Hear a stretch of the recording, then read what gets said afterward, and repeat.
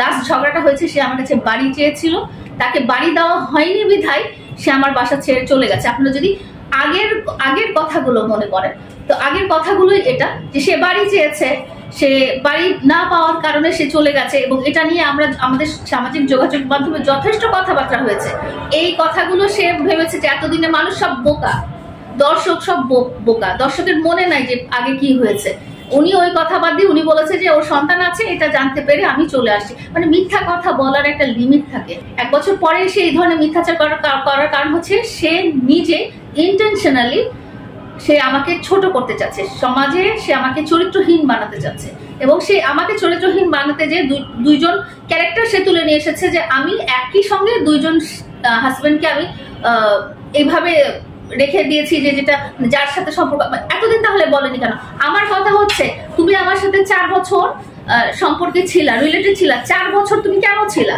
তুমি যদি জানতেই পেরেছো তুমি 4 বছর আমার সাথে আমি বিবাহিত, আমি অন্য মানুষের স্ত্রী, এবং তোমার কথা অনুযায়ী শেষ বক্তব্য অনুযায়ী আমি 2 জন মানুষের ওয়াইফ, তাহলে তুমি কেন তৃতীয় নাম্বার হয়ে তুমি কেন বর্তমান ছিলা?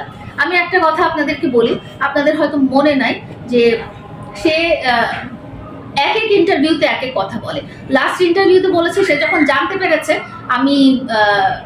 আমি বিবাহিত, আমার সন্তান আছে, তখন সে চলে গিয়েছে। কিন্তু আপনারা যদি আগের ইন্টারভিউগুলো দেখেন তাহলে আপনাদের হয়তো মনে আছে যে আমি বিবাহিত বা আমার সন্তান আছে, এই কথাগুলো নিয়ে কিন্তু তার সাথে আমার লাস্ট ঝগড়াটা হয়নি। মিথ্যাচারের সীমাটা উনি লঙ্ঘন করে ফেলেছে।